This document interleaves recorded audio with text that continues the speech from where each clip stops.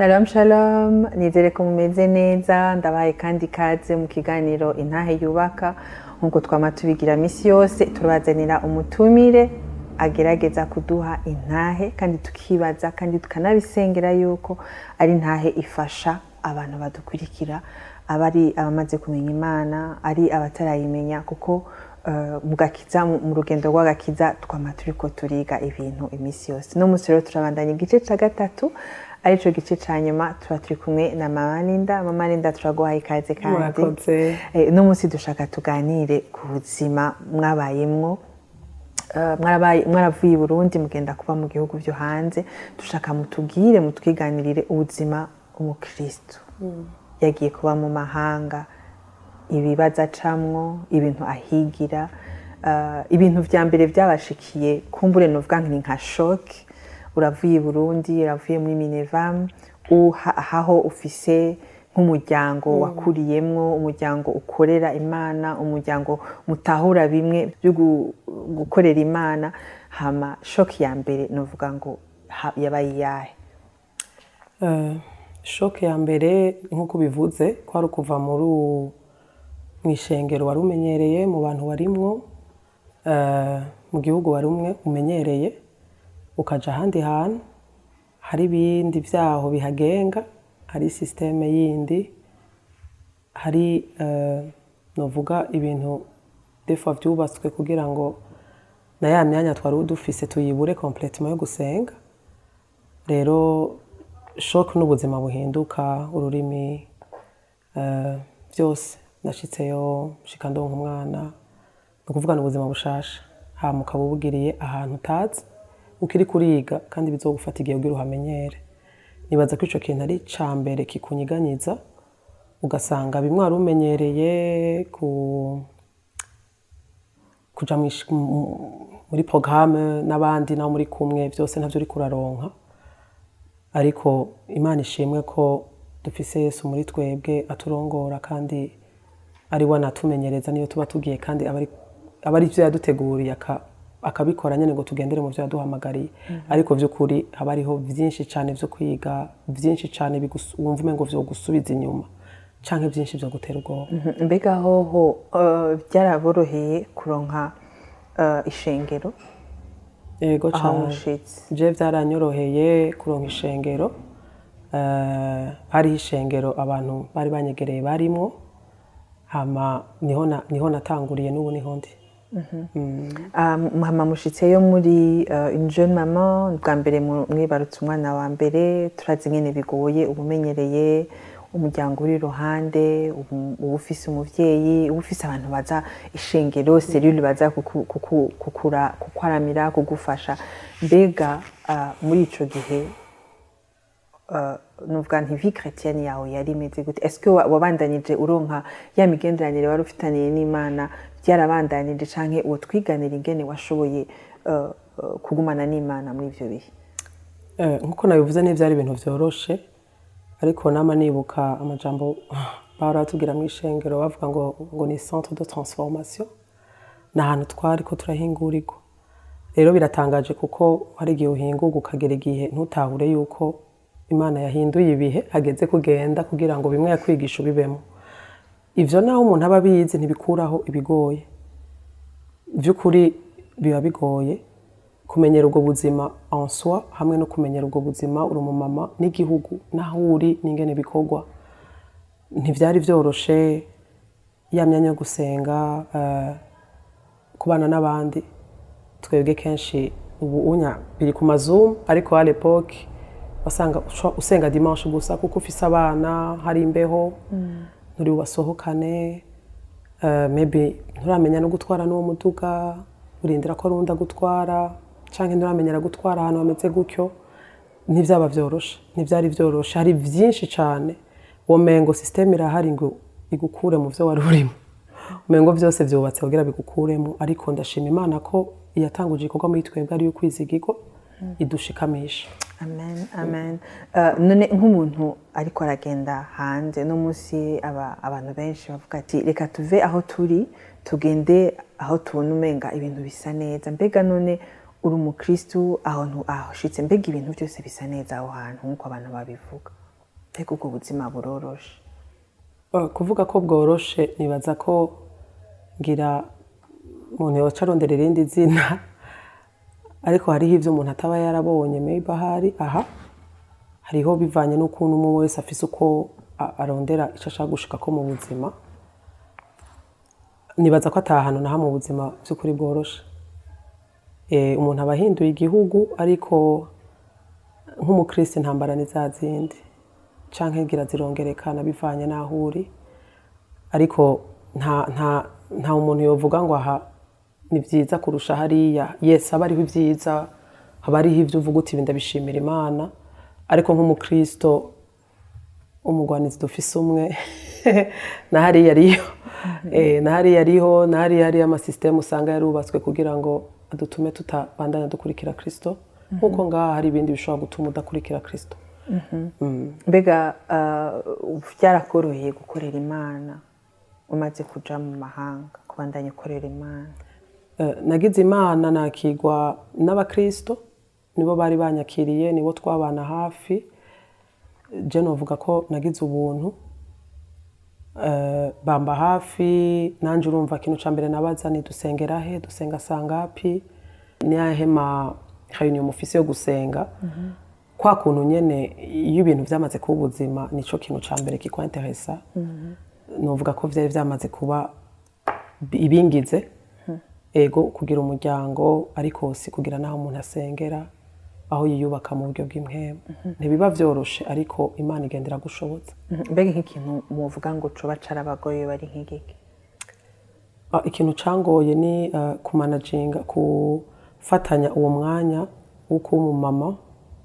ahantu hashasha, no kubandanya numva nobandanya ca gikorwa Yesu yadutuma co kuvuga ubutumwa. Aho wewe uri kugwana kwanza kwiyubaka kugira ngo ugire n'izo nguvu zo kumva ico Imana kirakurungikamo,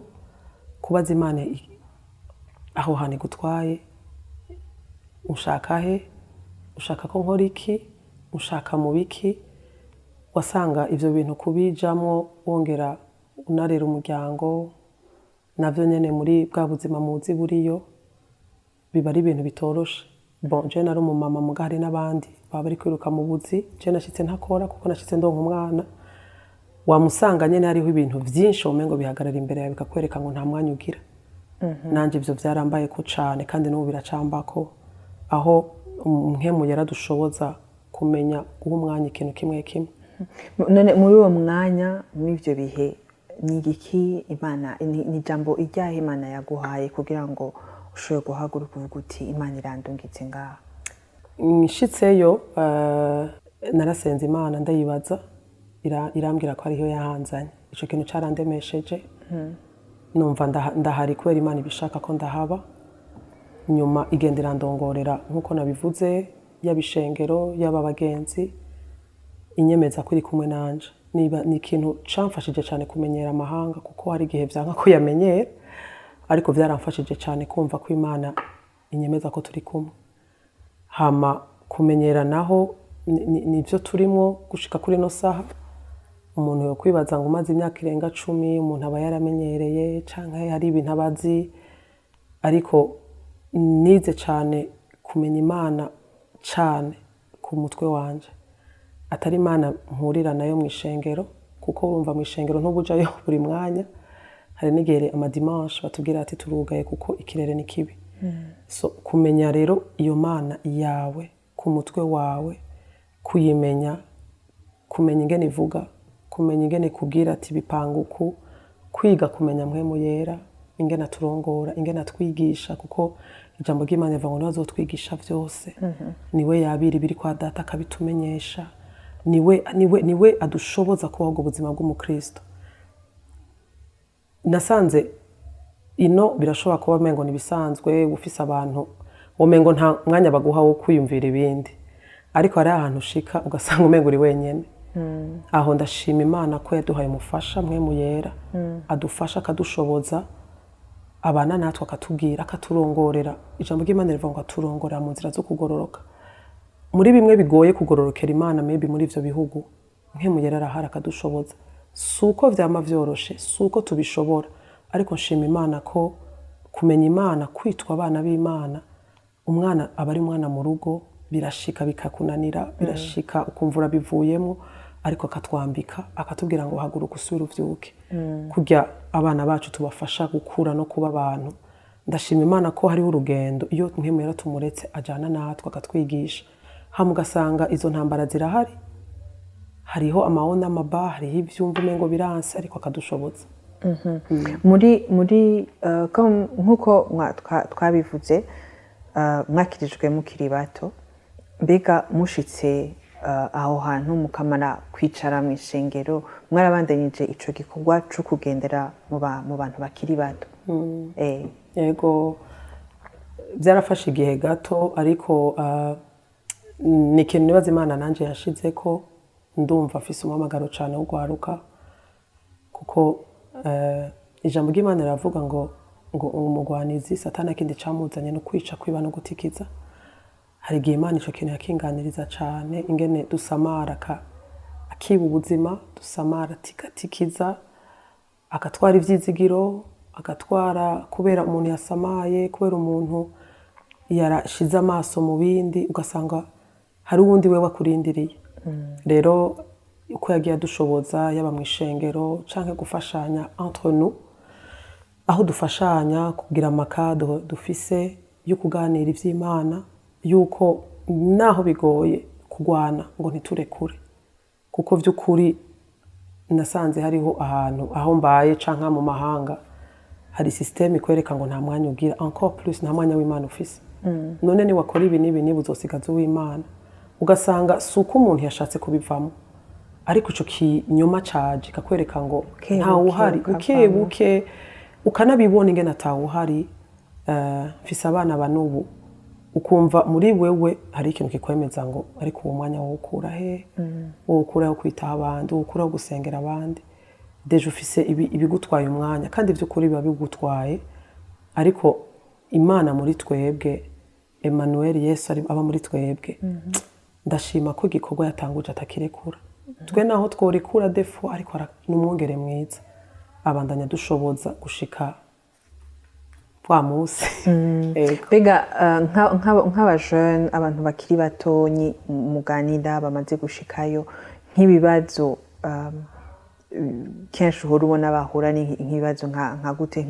abusengera abuganiriza mbega ibibazo ubona ushobora kubafasha kumbura bigashobora no gufasha n'abandi bariko baragenda n'abandi bazogenda ni nk'ivyaye abajene cyane cyane nibaze kibazo ca mbere kigora nuko ubu uvuye ahantu aho ubu ufise aho uri abo bavyeyi murabizi systeme yo ngene tumeze abavyeyi bari responsable yawe aho vyinshi babigukorera aho hari ivyo udakora kubera ijisho ryabo tanawo bikorera hama ukaca ugenda ahantu aho ari we wigaba iyo ni ico ni ikintu gikomeye kuko utabaye maso hari igihe usanga wagiye mu batu mudakwiye kujamwo mudakwiye kwicaramo ugasanga utanguye ibintu utari wimviye ko wokora uri mu bintu utari wimviye ko wobamo hama ugasanga canke ubaye wenyene urigunze kuko birakunaniye wumva umenga ibintu byose biri ku mutwe wawe wari umenyereye ko abavyeyi bitaho ivyawe vyose inzu ubu biri ku mutwe wawe by'ukuri ni systeme igoye kubamo n'ahantu haba hagoye kuko biba bihindutse complètement rero ivyo ugasanga umuntu abaye muri confusion umuntu abaye mu kudatahurwa nayo n'amamoma satana akunda kuko we baca gupopoza ibindi biri hafi ariko nyene kubw'ubuntu bw'Imana Imana irakora kuko ikorwa n'icayo kuko igikorwa cayo cyo gukomeza kurondera umwana w'umuntu cama hariho ivyizigiro hariho abadushingira intahe abo dufise badukikuje Yesu yiyeretse vy'ukuri atanga uvu z'umuntu zagiyemo bakavuga ngo ndumva ko nkeneye Imana ubabaye abamama abantu vy'ukuri dushingira intahe kandi twemezwa ko ata muntu yagize ico akora ariko ari Imana yakoze mu buzima bwabo urakoze cyane encore une fois mama Linda kuri ibiganiro umwanya waduhaye ndazi ko bitaba byoroshe iyo muje mumusakanya gato mugabo ikintu numvise cyane novuga nti wagiye uragarukana cyane ni uruhara rwa mpemuyera mu buzima bw'umukristo wose nashaka nimba hari ikintu wobwira ari abajene abantu bakiri batonyi mbega mwemuyera mugiranira imigenderanire gute bigenda gute muraganira twumvise yuko yaza arakubwira buke buke ahuja akumurikira akudirija mbega nka message nk'ikintu wobwira abajene ku bijanye n'imigenderanire kugendana na mwemuyera n'icayi ico novuga mwemuyera nyene aragoye kuvuga kuko ntakunzwe kuvugwa cyane mu mashengero ariko biratangaje kuko Kristo yaravuze ngo ni vyiza ko jewe ngenda kuko ntagenda ari muzomuronka mwemuyera ari we mufasha ari we twahawe nk'abantu bamenye Imana rero mu ijambo ry'Imana henshi turamubona Yesu yaramushingiye intahe naratangaye igihe nasoma nkabona Yesu avuga ngo mwemuyera yaranyambitse ashoboza ngo kuja kuvuga ubutumwa ngo mwemuyera yaransize kugira ngo mbwira ababoshwe ko babohotse hariho ibikorwa Yesu ashingira intahe ko ari mwemuyera yabikoze ububasha bwa mwemuyera rero jewe nasanze kumenya uruhara afise mu buzima bw'umukristo nagiye gusanga ubuzima bw'umukristo by'ukuri ntiburiho mwemuyera atariko arakora kuko n'ishengero rya mbere yarababwiye kugenda murindire avant ko muca gutemwanya bari bakeneye ububasha natwe uko tubayeho turakeneye adushoboze za ngeso zacu zatunaniye kuko turabona n'ivyamwa yama umunezero amahoro n'ibindi rero numufasha twahawe ngo adushoboze muri uru rugendo nico gituma avuga ngo n'umuntu adasanzwe mu bwami bw'Imana urakoze cyane mama Linda twaryohewe ko twarabanyi namwe muri ibi biganiro byose twagiye turashikiriza abakurikira kino kiganiro intahe yubaka kandi turizeye yuko Imana yabaganirije uburyo butandukanye ku byo mwaciyemo ibyo mwize mukiri muto kwakira Yesu uri muto cyane sinzi ko ariho akajambo mushikiriza abadukurikirana ku bijanye ubuzima bwose mwaciyemo Kristo kandi mko muracamo mubandanya mucamo kumukurangiza ijambo mukurangiza ni ijambo no musigeriwe numva muri jewe riri muri Matayo 6:33 ngo murondere ubwami bw'Imana no kugororoka ibindi byose tuzobihabwa nk'inyongera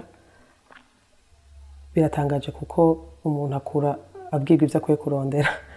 umuntu akura yigishwa ati iki nico ukwiye gushirako kandi navyo si bibi mugabo